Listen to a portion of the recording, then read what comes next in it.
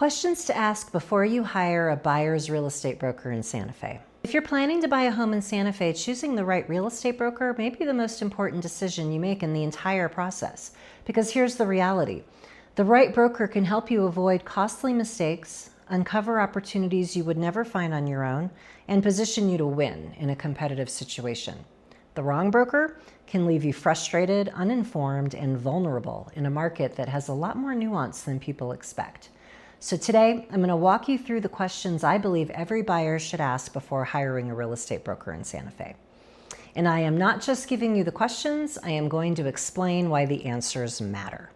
Hi, I'm Adrienne DeGuerre with Septics International Realty in Santa Fe. I work with both buyers and sellers here, and I focus heavily on the strategy behind every transaction, which is exactly what we're getting into today.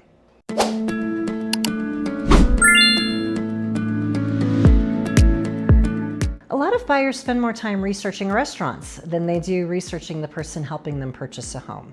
And that home may be one of the largest purchases of their life, especially if you are relocating. You need someone who understands not just contracts and negotiations, but nuances of Santa Fe itself.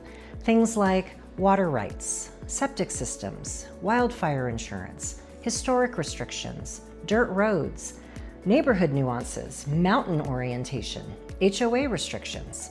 This market is layered, and the person guiding you matters. Question 1, are you a full-time real estate broker? This may sound obvious, but it matters. You want to know whether real estate is their full-time focus and how much experience they have under their belt. And here's another important question. How many closings do you average per year? Because there is a difference between having a license and actively working in the market on a regular basis. For me, this is absolutely a full-time career and has been for many years. A full-time broker is immersed in the market daily. We are seeing contract issues in real time, monitoring inventory shifts, watching pricing trends, negotiating constantly. That repetition matters. Question 2, how many buyers have you helped purchase homes? Experience matters, especially in a nuanced market like Santa Fe. I have participated in hundreds of sales, and that level of experience helps tremendously when navigating inspections, negotiations, title issues, surveys, appraisals, and contract strategy. There is simply no substitute for having seen many different scenarios play out in real life. Question 3, how available are you? Communication style is huge. You want to know how quickly do they respond, how do they prefer to communicate, will they explain documents thoroughly, will they work around your schedule, and also how tech savvy are they? Do they use FaceTime and Zoom? Are they willing to call, text, and email in the way that you prefer to communicate? Especially for relocation buyers, communication can make or break the experience. For my buyers, I work 7 days a week as needed, respond promptly, and work around my clients' schedules. I also go over documents carefully so buyers fully understand what they are signing. Because real estate contracts are significant legal and financial documents. You should understand them. Question 4, how many different people will I be talking to? This is becoming increasingly important in real estate. Some large teams have buyers interacting with multiple assistants, showing brokers, transaction coordinators, and administrators. Now, there's nothing inherently wrong with that model, but buyers should know what to expect. In my business, buyers primarily communicate with me directly and with my transaction coordinator once we are under contract. That means you are not constantly being bounced around between different people who may not fully know the details of your situation. Consistency matters. Question 5, will you help me find off-market properties? This is an important question in Santa Fe because inventory can be limited. You want a broker who is proactively looking for opportunities, not just sending you listings everyone else can see online. I actively search for off-market opportunities and have successfully helped buyers purchase off-market properties before. Sometimes the right property never officially hits the market. Question 6, how do you handle negotiations? A lot of people think negotiation is about being aggressive. It's not. Good negotiation is strategic. And honestly, here is something that no one talks about that is critically important. How well does that broker work with other brokers? Hey, Santa Fe is a small city. There are close to 1,000 realtors in our MLS, but in 2025, only about 730 realtors had a posted residential closing in Santa Fe City and County. And as I am filming this in May of 2026, only 472 of us have had a closing, and the year is nearly half over, which means we interact with the same group of realtors over and over again. Your broker's reputation matters. How they communicate matters.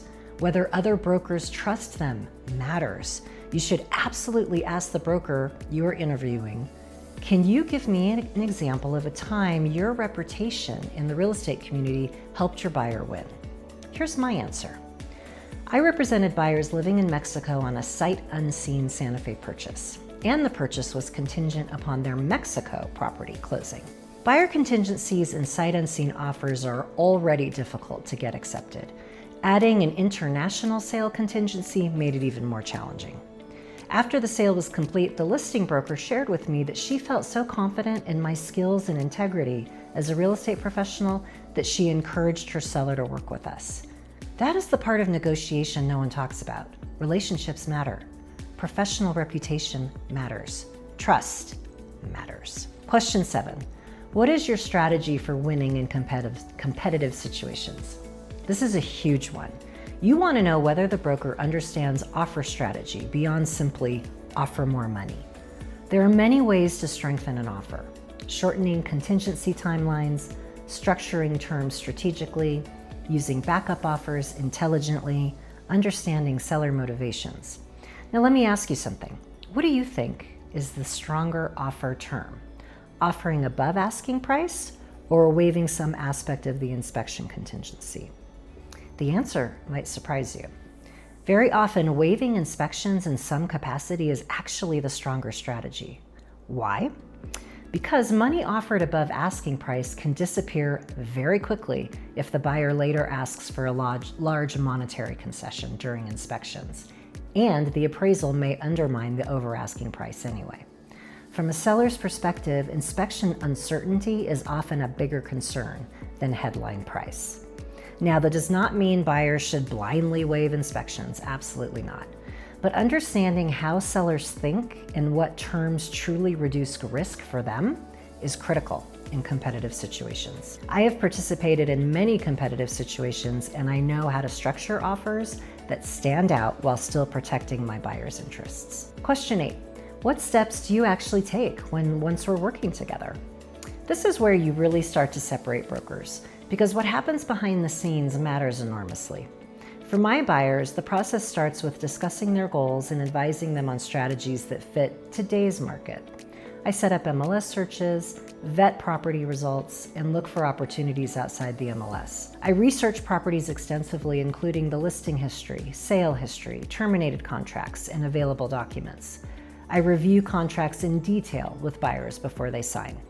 Once under contract, I coordinate inspections, review title commitments, review surveys and ILRs, review HOA and COA documents, track contingency deadlines, draft addendums and objections where appropriate, and help buyers strategize through every stage of the transaction.